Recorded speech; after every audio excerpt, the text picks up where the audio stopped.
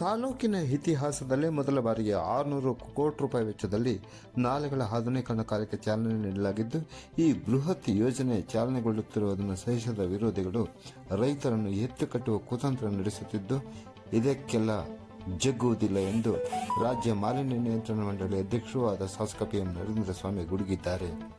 ಮಳವಳ್ಳಿ ತಾಲೂಕಿನ ಕಂದೇಗಲ್ಲ ಗ್ರಾಮದ ಬಳಿಯ ಅಮೃತೇಶ್ವರಹಳ್ಳಿ ದೇವಾಲಯ ಆವರಣದಲ್ಲಿ ಗುರುವಾರ ಸಾಯಂಕಾಲ 4:30 ಸಮಯದಲ್ಲಿ 300 ಕೋಟಿ ರೂಪಾಯಿ ವೆಚ್ಚದ ಹೆಬ್ಬಕವಾಡಿ ಹಾಗೂ ನಿಡಘಟ್ಟ ಶಾಖಾ ನಾಲೆ ವ್ಯಾಪ್ತಿಯ 168 ಕಿಲೋಮೀಟರ್ ಉದ್ದದ ವಿತರಣೆ ಹಾಗೂ ಪಿಕಪ್ ನಾಲೆಗಳ ಆಧುನೀಕರಣ ಕಾಮಗಾರಿಗೆ ಗುದ್ದಲಿ ಪೂಜೆ ನೆರವೇರಿಸಿ ಮಾತನಾಡಿದ ಅವರು, ಇದರ ಜೊತೆಗೆ ಈ ವರ್ಷದಲ್ಲಿ ಇನ್ನೂ 300 ಕೋಟಿ ರೂಪಾಯಿ ಅನುದಾನ ಬಿಡುಗಡೆ ಮಾಡಿಸುತ್ತಿದ್ದು, ಒಟ್ಟು 600 ಕೋಟಿ ರೂಪಾಯಿ ವೆಚ್ಚದಲ್ಲಿ ನಾಲೆಗಳ ಆಧುನೀಕರಣ ಮಾಡಲಾಗುತ್ತಿದೆ ಎಂದು ತಿಳಿಸಿದರು. ತಮ್ಮ ಅಧಿಕಾರಾವಧಿಯಲ್ಲಿ ಇಷ್ಟು ಮೊತ್ತದ ಹಣ ತಂದು ರೈತರ ಬವಣೆ ನೀಗಿಸುವುದರಲ್ಲಿ 5 ಕೋಟಿ ರೂಪಾಯಿ ಹಣ ತರಲಾಗದೆ ಕಣ್ಣೀರಿನ ನಾಟಕ ಆಡುತ್ತಾ ಇಬ್ಬರು ನಾಯಕರ ಫೋಟೋ ತೋರಿಸುತ್ತಾ ಜನರನ್ನು ಮರಳು ಮಾಡುತ್ತಿದ್ದ ವ್ಯಕ್ತಿ ಇಂತಹ ಬೃಹತ್ ಯೋಜನೆ ಜಾರಿಯಾಗುವುದನ್ನು ಸಹಿಸಲಾಗದೆ ರೈತರನ್ನು ಎತ್ತಿಕಟ್ಟುವ ಕೆಲಸ ಮಾಡುತ್ತಿದ್ದು, ಇದಕ್ಕೆ ಜನರೇ ತಕ್ಕ ಉತ್ತರ ನೀಡಲಿದ್ದಾರೆ ಎಂದರು. ನಾಲೆಗಳ ಆಧುನೀಕರಣದಿಂದ ಕೆಆರ್ಎಸ್ನಿಂದ ಬಿಟ್ಟ ನೀರು 24 ಗಂಟೆಯೊಳಗೆ ತಾಲೂಕಿನ ಕೊನೆ ಭಾಗವನ್ನು ತಲುಪಲಿದೆ.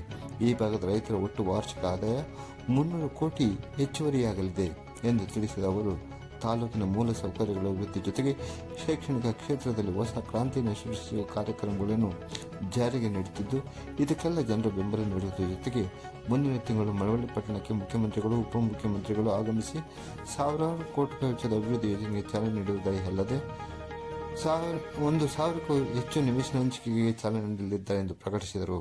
ನಂತರ ತಳವಾದಿ ಗ್ರಾಮದಲ್ಲೂ ಸಹ ನಾಲಾ ಆಧುನೀಕರಣ ಕಾಮಗಾರಿಗೆ ಚಾಲನೆ ನೀಡಿದ ಶಾಸಕ ನರೇಂದ್ರ ಸ್ವಾಮಿ ಅವರು ಅಲ್ಲೂ ಸಹ ಸಾರ್ವಜನಿಕ ಸಭೆಯನ್ನು ಉದ್ದೇಶಿಸಿ ಮಾತನಾಡಿದರು.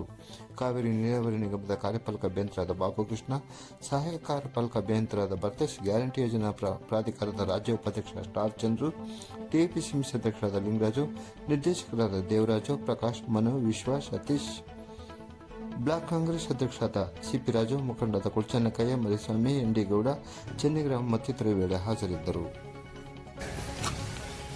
ನೀವು ಯಾವತ್ತಾರು ಮಳವಳ್ಳಿ ಇತಿಹಾಸದಲ್ಲಿ ರೈತನ ಬದುಕಿನ ಒಂದು ಬವಣೆಯನ್ನ ನಿವಾರಣೆ ಮಾಡೋದಕ್ಕೆ ನೀರಾವರಿಯನ್ನ ಇಷ್ಟು ಅಚ್ಚುಕಟ್ಟಾಗಿ ಮಾಡುವಂತ ಯೋಜನೆಗಳನ್ನ ಯಾರಾದ್ರೂ ಯೋಚನೆ ನಾವು ಮಾಡಿದ್ರಾ?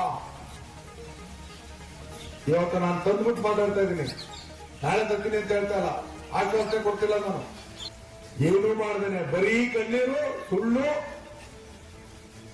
ಜನರ ಹೆಸರಿನಲ್ಲಿ ಮೋಸ ಮಾಡ್ಕೊಂಡು ತಿರುಗಿದವರು ಟೀಕೆ ಮಾಡಕ್ಕೆ ರೈತನ ಇಟ್ಕೊಂಡು ಹೋಗ್ಲಾ ಕೇಳ ನರೇಂದ್ರ ಬರ್ತಾನೆ, ನೀರವರ ನೀರು ಬಿಟ್ಟನೆಲ್ಲ ಕೇಳ, ಬಾಪ ನೀನೇ ಬಂದು ಕೇಳು, ಯಾರು ಕೇಳ್ಬೇಕು ಅಂತಿದ್ಯಾ, ಪ್ರಚೋದನೆ ಮಾಡ್ತೇವೆ ನೀನೆ. ಈ ಸರ್ಕಲ್ ಕೂತ್ಕೊಂಡು ಏನೇನ್ ಟೀಕೆ ಮಾಡ್ತಿರೋ ನನಗೂ ಗೊತ್ತಿದೆ. 50 ಕೋಟಿ ತರಕ್ಕೆ ಯೋಗ್ಯತೆ ಇಲ್ಲ, 5 ಕೋಟಿ ತರಕ್ಕೆ ಯೋಗ್ಯತೆ ಇಲ್ಲರೂ ಬಾಯಿ ಬಂದಾಗ ಮಾತಾಡ್ತಾರೆ. ಅವರ ಆಡಳಿತಾವಧಿಯಲ್ಲಿ ಮಳವಳ್ಳಿ ತಾಲೂಕಿನ ಬಡಬಾರೆಗಳನ್ನ ಬದುಕನ್ನ ಬದಲಾಯಿಸತಕ್ಕಂಥ ಒಂದೇ ಒಂದು ಪ್ರಾಮಾಣಿಕ ಕೆಲಸ ಮಾಡಿದ್ರೆ ನಾನು ಅವ್ರ ಮನೆ ಜಿದ್ದಾಳಾಗ್ತೇನೆ. ಟೀಕೆ ಮಾಡ್ಕೊಂಡು ಮಾತಾಡ್ತಾರಲ್ಲ, ಗುಂಡಿಗೆ ಇಟ್ಕೊಂಡು ರೈತನ ಗಂಡು ಮಗನ ಕೆಲಸ ಮಾಡ್ತಕ್ಕಂಥ ಜವಾಬ್ದಾರಿನಲ್ಲಿ ನಾವೇನ್ ಮಾಡ್ತೀವಿ ಅನ್ನೋದು ಹೇಳ್ತೀವಿ. ಬಂದು ಮಾತತ್ರ ಸಾಕಿ ಬ್ರೆಸ್ ಹೇಳ್ಕೊಂಡು ಊಟ ಮಾಡಿಕೊಂಡು ಆಟವಾದಲ್ಲ. ಎಲ್ಲಿತ್ತು ಮತದಾಳಿಸುವ ದೇವಸ್ಥಾನಕ್ಕೆ ಸಂಪರ್ಕ? ಎಲ್ಲಿತ್ತು? ಯಾವ ಕಡೆಯಿಂದ ಸಂಪರ್ಕ ಇತ್ತು? ಇವತ್ತು ಆ ದೇವಸ್ಥಾನದ ಜೀರ್ಣೋದ್ಧಾರ ಕೆಲಸಕ್ಕೆ ಇನ್ನು ಕೆಲವೇ ದಿನಗಳಲ್ಲಿ ಅದಕ್ಕೆ ಸರ್ಕಾರದಿಂದ ಅನುಮೋದನೆ ಕೊಡಿಸ್ತಾ ಇದ್ದೀನಿ. ಇಲ್ಲಿ ನಮ್ಮ ಮರಿ ಮತದಾರ ಪಕ್ಷದವರು